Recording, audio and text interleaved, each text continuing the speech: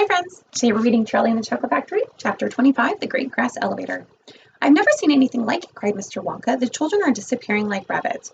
But you mustn't worry about it. They all come out in the wash. Mr. Wonka looked around the little group that stood beside him in the corridor.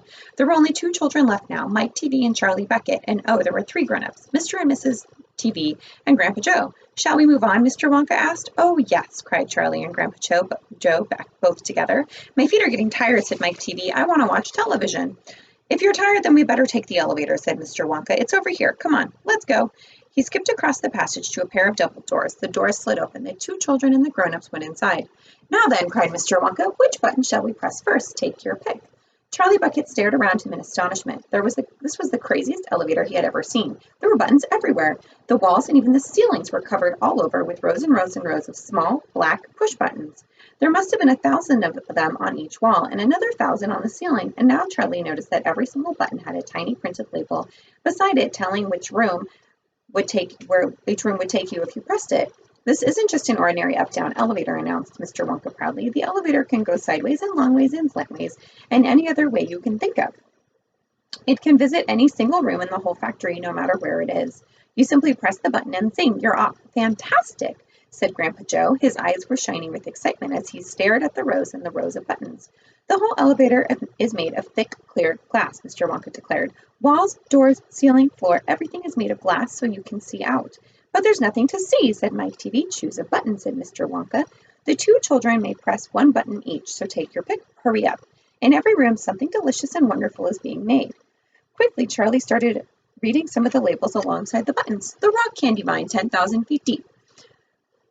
Then strawberry juice, water pistols, toffee apple trees for planting out in your garden, exploding candy for your enemies, mint jewel bees, cavity-filled caramels, invisible chocolate bars for eating in class, fizzy lemonade swimming pools, rainbow drops, suck them till you spit 6 different colors. Come on, said Mr. Wonka. We can't wait all day. Is there a television room at all? Asked Mike TV. Certainly there's a television room, said Mr. Wonka. That's the button over there.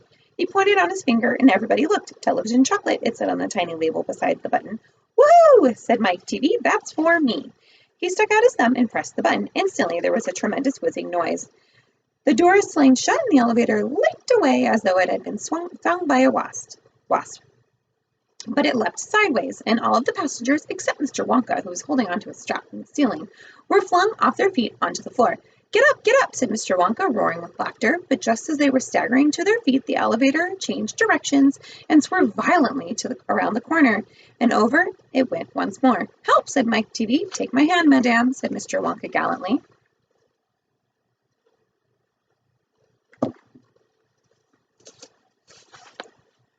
There you are. Now grab that strap. Everybody grab a strap. The journey is not over yet. Old Grandpa Joe staggered to his feet and caught hold of a strap. Little Charlie, who couldn't possibly reach as high as that, put his arm around Grandpa Joe's leg and hung on tight. The elevator rushed on at the speed of a rocket. Now it was beginning to climb. It was shooting up a steep, slanty course, as if it were climbing to a steep hill. Then suddenly, as though it had come to the top of the hill and gone over, it dropped like a stone, and Charlie felt his tummy coming right up to his throat. And Grandpa Joe shouted, Yippee! Here we go! And Mike TV cried out, The rope has broken. We're going to crash. And Mr. Wonka said, Calm yourself, my dear lady, and patted her comfortably on the arm. And then Grandpa Joe looked down at Charlie, who was clinging to his leg, and said, Are you all right, Charlie? Charlie shouted. I love it. It's like being on a roller coaster. And through the glass walls of the elevator, as it rushed along, they caught sudden glimpse of the strange and wonderful things going on in some of the other rooms. An enormous spout with brown sticky stuff oozing out of one onto the floor. A great mountain made entirely of fudge and Oompa Loompas all roped together for safety, hacking huge chunks of fudge off of its side. A machine with white powder spraying out like a snowstorm. A lake of hot caramel with steam coming off of it. A village of Oompa Loompas with tiny houses and streets and 100 Oompa Loompa children, no more than 4 inches high, playing in the streets. And now the elevator began flattening out again. It seemed to be going faster than ever, and Charlie could hear the scream of the wind outside as it hurled forward. It twisted and turned and went up and down and back and forth. I'm going to be sick, said Mrs. TV, turning green in the face. Please don't be sick, said Mr. Wonka. Try and stop me, said Mrs. TV. Then you better take this, said Mr. Wonka, and he swept his magnificent black top hat off of his head and held it out upside down in front of Mrs. TV's mouth. Make this awful thing stop, said Mr. TV. Can't do that, said Mr. Wonka. It won't stop till we get there. I only hope No one else is using the other elevator at this moment. What other elevator? Screamed Mrs. TV. The one that goes the opposite way as the one on the track, said Mike TV. Oh no, said Mr. TV. You mean we might have a collision? I've always been lucky so far, said Mr. Wonka. Now I'm really going to be sick, yelled Mrs. TV. No, said Mr. Wonka, not now. We're nearly there. Don't spoil my hat. The next moment, there was screaming of brakes, and the elevator began to slow down. Then it stopped altogether. Some ride, said Mike TV, wiping his great sweaty face with a handkerchief. Never again, said Mrs. TV. And then the doors of the elevator slid open, and Mr. Wonka said, just a minute now, listen to me. I want everyone to be very careful in this room. There is very dangerous stuff around here, and you must not tamper with it. Chapter 26, The Television Chocolate Room.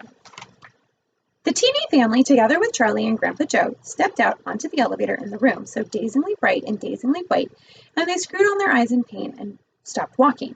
Mr. Wonka handed each one of them a pair of dark glasses and said, put these on quick, and don't take them off in here, whatever you do. This light could blind you. As soon as Charlie had his dark glasses on, he was able to look around in comfort. He saw a long, narrow room. The room was painted white all over. Even the floor was white, and there wasn't a speck of dust anywhere.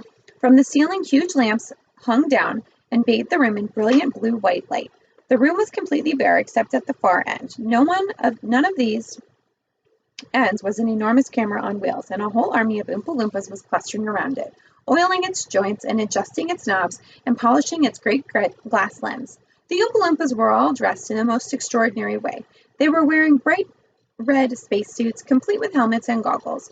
At least they looked like spacesuits. They were working in complete silence. Watching them, Charlie experienced a sense of danger. There was something dangerous about this whole business, and the Oompa Loompas knew it. There was no chattering or singing among them, and they moved around over the huge black camera slowly and carefully in a scarlet-spaced suits.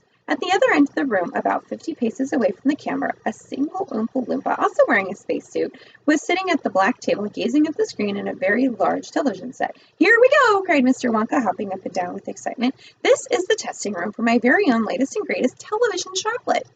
Well, what is television chocolate? Said Mike TV. Good heavens, stop interrupting me. Mr. Wonka said, it works by television. I don't like television myself. I suppose it's all right in small doses, but children never seem to be able to take it in small doses. They want to sit around all day staring at the screen. That's me, said Mike TV. Oh, be quiet, said Mr. TV. Thank you, Mr. Wonka. I shall now tell you about this amazing television set of mine. But first of all, do you know how ordinary television works? It is very simple. At one end, where the picture is being taken, you have a large movie camera that starts photographing something. The photographs are then split up into millions of tiny little pieces, which are so small that you can't see them. And these little pieces are shot out into the sky by electricity. In the sky, they go whizzing around all over the place until suddenly they hit the antenna on the roof of somebody's house. Then they go flashing down the wire that leads right down to the back of the television set. And in there, they get jingled and juggled around until every piece of one of those million little tiny pieces is fit back together right then and there, like a jigsaw puzzle. And presto, the photograph appears on the screen. That isn't exactly how it works, my TV said. I'm a little deaf in my left ear. What did you say, Mr. Wonka said? But forgive me, I don't hear everything right. I said that isn't exactly how it works, said Mike TV. Oh, you're a nice boy, said Mr. Wonka, but you talk too much. Now then, the very first time I saw ordinary television working, I was struck by the tremendous idea. Look here, I said, if these people can break up a photograph into a million little pieces and send the pieces whizzing through the air and then pop them together again at the other end, why can't I do the same thing with a bar of chocolate? Why can't I send a real bar of chocolate whizzing through the air in tiny little pieces and put them together at the other end, all ready to be eaten? Impossible, said Mike TV. You think so? Said Mr. Wonka. Well, watch this. I shall send a bar of my very best chocolate from one end of the room to the other by television. Get ready. Bring in the chocolate. Immediately, 6 Oompa Loompas marched forward, carrying on their shoulders the most enormous bar of chocolate Charlie had ever seen. It was about the size of a mattress you would sleep on at home.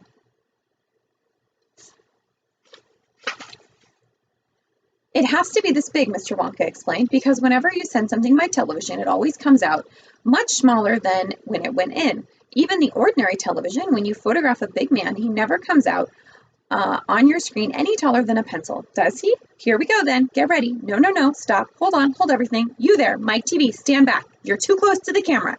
There are dangerous rays coming out of that thing. You could break up into a million tiny pieces in 1 second. That's why the Oompa Loompas are wearing spacesuits. They protect them. All right, that's better. Now then, switch it on. One of the Oompa Loompas caught hold of a large switch and pulled it down. There was a blinding flash. The chocolate's gone, said Grandpa Joe, waving his arms. He was quite right. The whole enormous bar of chocolate had disappeared completely into thin air.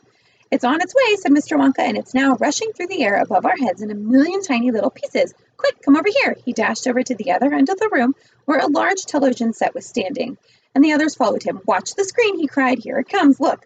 The screen flickered and lit up. Then suddenly a small bar of chocolate appeared in the middle of the screen. Take it, said Mr. Wonka to the children. How do you take it, said Mike TV, laughing. It's just a picture on a television screen. Charlie Bucket, said Mr. Wonka, you take it. Reach up there and grab it.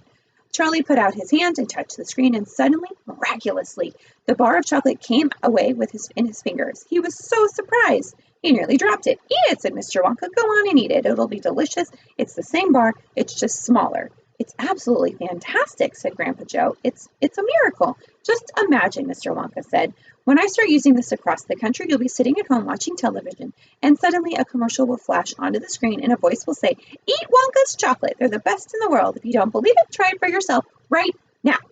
And you'll simply reach out and take one. How about it, eh?